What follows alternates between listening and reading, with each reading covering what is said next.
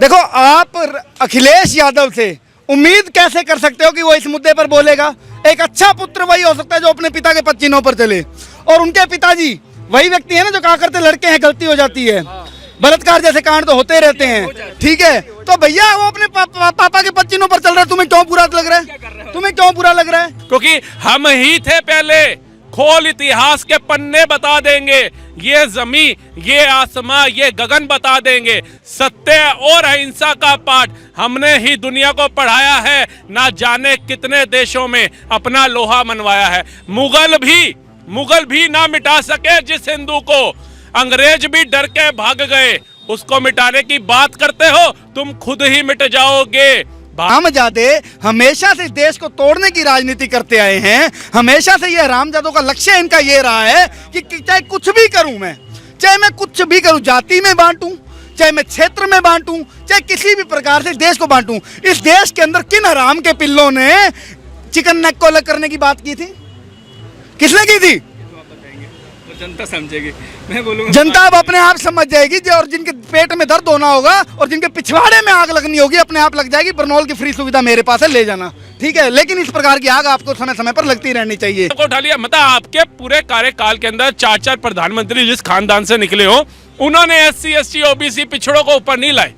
ये राहुल गांधी जी एक अलग अजूबा पैदा हुआ है। 7 अजूबे तो सुने थे, ये 8वां अजूबा पैदा हुआ है जो कह रहा है कि हम SC ST OBC को ऊपर लाएंगे। क्योंकि इन हराम के पिल्लों का वंशज ही वहीं से है। इस हराम के पिल्ले राहुल गांधी का वंशज वहीं से है। आप ये बताइए, फिरोज खान का पुत्र ब्राह्मण कैसे हो गया? तुमने पूरे केरल को गाली दी जातिगत जनगणना करवा के। तुम पूरे राज्य के सभी नागरिकों को गालियां दे दो। अगर ये गाली है जाति पूछ लेना, तो मतलब तुमने पूरे केरल को गाली दिया, तुमने पूरे बिहार को गाली दिया, ठीक है? उस समय पर ये गाली नहीं था। आज अगर तुमसे पूछ लिया तो गाली है। तुम्हारा कुत्ता टॉमी, मेरा कुत्ता कुत्ता, ये क्या बात हुई भाई? नहीं हूं सहमत, उनकी कार्रवाई से भी मैं सहमत नहीं हूं। क्या है? अरे भैया, बुलडोजर कार्रवाई, रेप।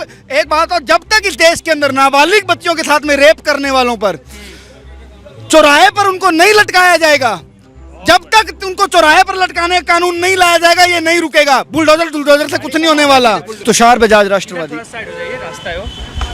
राहुल गांधी से कोई जाति पूछ लेता है तो कहते हैं कि आप मुझे गाली दे रहे हैं, और वो पूरे देश की जातीय जनगणना करवाने की बात करते हैं। क्या ये सही बात है? होना चाहिए?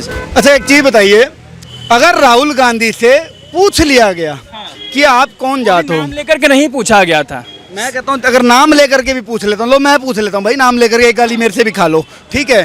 कि कौन जात हो भाई, तो क्या गलत पूछ लिया? क्योंकि आप तो सारे देश से जात पूछ रहे हो। आप तो सारे देश से ही जात पूछ रहे हो ना, ठीक है? तो भैया, अगर आपसे किसी ने पूछ लिया तो क्या दिक्कत है? दिक्कत क्या है? दिक्कत ये है कि घोटाला जो इन्होंने, जातिगत घोटाला जो कर रखा है, वो सामने आ जाएगा। तो दादा खान बाप पारसी, पुत्र ब्राह्मण, कैसे हो गया? कैसे हो गया? घोटाला ही तो है। पूरी देश की जनता को जो आपने सी बना रखा है, ठीक है, उसका क्या परिणाम आएगा?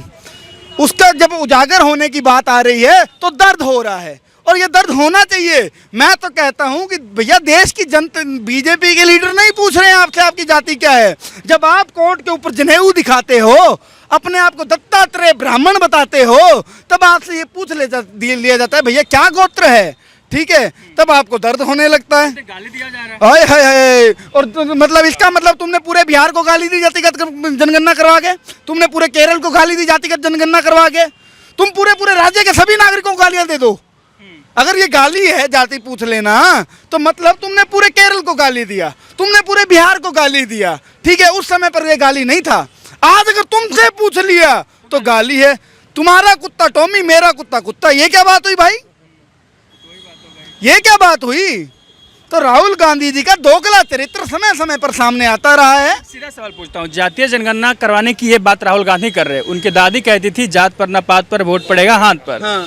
ये दोनों में कितना अंतर हो गया और क्यों इस पर आ गए? मतलब खुद पहले विरोध करते थे, आज उसी के साथ में खड़े हो गए। यार, मेरे को तो हैरानी ना आप जैसे पत्रकारों पर आती है कि यार आप इस प्रकार के मुद्दों को या इस प्रकार की बातों को इतने छोटे पर्सपेक्टिव से देख ही कैसे सकते हो? पत्रकारों, जब मेरे जैसा एक साधारण व्यक्ति, आम आदमी इस चीज को समझ रहा है कि ये हरामजादे हमेशा से देश को तोड़ने की राजनीति करते आए हैं, हमेशा से ये हरामजादों का लक्ष्य इनका ये रहा है कि चाहे कुछ भी करूं मैं, चाहे मैं कुछ भी करूं, जाति में बांटूं, चाहे मैं क्षेत्र में बांटूं, चाहे किसी भी प्रकार से देश को बांटूं, इस देश के अंदर किन हराम के पिल्लों ने चिकन नेक को अलग करने की बात की थी? किसने की थी? जनता समझेगी, मैं बोलूँगा जनता अब अपने आप समझ जाएगी और जिनके पेट में दर्द होना होगा और जिनके पिछवाड़े में आग लगनी होगी अपने आप लग जाएगी। बरनौल की फ्री सुविधा मेरे पास है, ले जाना, ठीक है। लेकिन इस प्रकार की आग आपको समय समय पर लगती रहनी चाहिए। आप ये बताइए, आप जैसे लोग, सर उन्होंने ऐसा कह दिया, उन्होंने वैसा कह दिया, पीछे का प्रिस्क्रिप्शन आपको दिखाई नहीं देता क्या? पीछे का इनका पूरा क्या एजेंडा चल रहा है वो दिखाई नहीं देता क्या? अरे ये हरामजादों ने पहले बांग्लादेश, पाकिस्तान बना दिया, अफगानिस्तान, म्यांमार, पता नहीं कितने देश हमारे देश से अलग कर दिए, अखंड भारत से कितने देश बांट दिए। और ये बताओ जितने देश अलग हुए उनमें से ज्यादातर देश मुस्लिम कंट्री कैसे बन गई? लेकिन जोड़ने चले थे। मैं बताता हूँ क्यों बन गई। क्योंकि इन हराम के पिल्लों का वंशज ही वहीं से है। इस हराम के पिल्ले राहुल गांधी का वंशज वहीं से है। आप ये बताइए फिरोज खान का पुत्र ब्राह्मण कैसे हो गया? मुस्लिम बता रहे हो और हिंदू है, कैसे है बताओ मेरे को, तो आप बता दो। अगर मेरे दादा का नाम फिरोज खान होगा तो मैं हिंदू कैसे? जनता बताइए। क्यों भैया, सवाल तो आपने किया, जनता क्यों बताएगी? आप जवाब दो मेरे को। प्रश्न आपने किया है ना, जनता ने नहीं किया मेरे से। आप जवाब दो मेरे को। नहीं, आपसे पूछ रहा हूँ मैं। यदि हम ही बोलने लगे तो फिर दिक्कत में हो जाएगा। अब आप ये बताइए, वही कह रहा हूँ, दादा खान, बाप पारसी, पुत्र ब्राह्मण कैसे हो गया? आज तक साबित नहीं हो पाया ना, इसीलिए गाली लग रही है, क्योंकि मिक्स वेज है। ठीक है, जब ये मिक्स है ना मामला सारा, अब पता नहीं क्या निकलेगा डीएनए में। वो आजकल अब ये एक मूवी आई थी बैड न्यूज, उसके अंदर क्या था पता कॉन्सेप्ट, कि पूरे विश्व के अंदर ऐसे अब तक 3 केस आए हैं जिसके अंदर एक पुत्र के 2 बाप हैं एक्चुअल में, ठीक है, डीएनए में भी, ठीक है। तो ऐसा हाँ, वो तो अब आप वाली बात ये तो जनता बताएगी। राहुल सर। जिससे कोई जाति पूछ लेता है तो बोलते हैं कि आप मुझे गाली दे रहे हो, और राहुल गांधी बोलते हैं कि हम पूरे देश में जातीय जनगणना करवाएंगे। 2 मिनट में बताइएगा, ये सही बात है? इस तरीके से होना चाहिए न्याय लोगों के साथ? बिल्कुल नहीं होना चाहिए सर। 140 करोड़ की जनता के अंदर जाति जनगणना करा के आप भी गाली देने का ही काम कर रहे हो इसका मतलब। और जिन दलितों की आवाज उठाने के लिए सांसद के अंदर दहाड़ रहे थे आप 3 दिन पहले, आज उन्हीं दलितों की बिटिया के साथ बाबरता हुई यूपी अयोध्या के अंदर, आप चुप्पी क्यों लगाए हुए हो?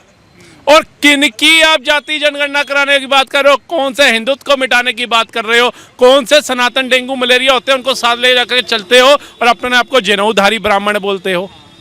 और खुद बोलते हैं गाली दे रहे हैं हमको। आप कहते रहो कौन सा ऐसा ब्राह्मण होगा? जनेऊधारी ब्राह्मण मुझे कोई ऐसा दिखा दो जो मटन खा रहा हो, जो हिंदुत्व को मिटाने की बात करता हो, जो सनातन धर्म मंदिर के मुद्दों के ऊपर सहनशील होकर के चुप बैठता हो, जो कहता हो राम का अस्तित्व ही नहीं था, जो कहता हो राम सेतु काल्पनिक है। कौन सा ऐसा ब्राह्मण है? सर डीएनए जो अखिलेश यादव ने बोला ना कि मोहिम खान का होना चाहिए, डीएनए इनका टेस्ट होना चाहिए कि भैया वाकई में हिंदू नहीं हो। जाति जनगणना अपने घर से शुरू करो, क्योंकि हम ही थे पहले। खोल इतिहास के पन्ने बता देंगे, ये जमी, ये आसमां, ये गगन बता देंगे। सत्य और अहिंसा का पाठ हमने ही दुनिया को पढ़ाया है। ना जाने कितने देशों में अपना लोहा मनवाया है। मुगल भी ना मिटा सके जिस हिंदू को, अंग्रेज भी डर के भाग गए।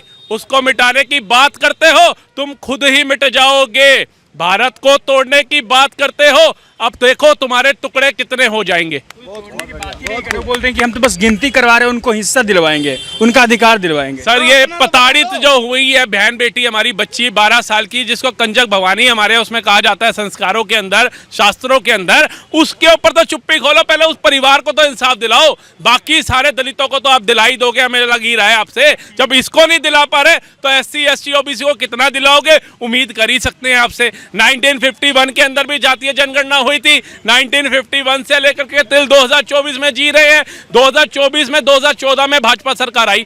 2014 तक आप क्यों इनको इंसाफ नहीं दिला पाए? क्यों इनको ऊपर नहीं ला पाए? क्यों दलित, SC ST OBC पिछड़ा नीचे ही रह गया? आज हमारे देश के अंदर क्यों SC ST OBC के बंदे जो है भारत के प्रथम नागरिकता दी जा रही है, उनको राष्ट्रपति बनाया गया। रामनाथ कोविंद जी हो गए एग्जाम्पल, द्रौपदी मुर्मू जी हो गए। क्यों इनको अब ये सर्वोच्च सम्मान दिया जा रहा है? आपके कार्यकाल में क्यों नहीं था? कितने नेता आपके जो आपने टिकट दी SC ST OBC पिछड़ों से आते हैं, बताइए कितने आते हैं? अखिलेश यादव को उठा लिया। मतलब आपके पूरे कार्यकाल के अंदर 4 प्रधानमंत्री जिस खानदान से निकले हो, उन्होंने SC ST OBC पिछड़ों को ऊपर नहीं लाए। ये राहुल गांधी जी एक अलग अजूबा पैदा हुआ है।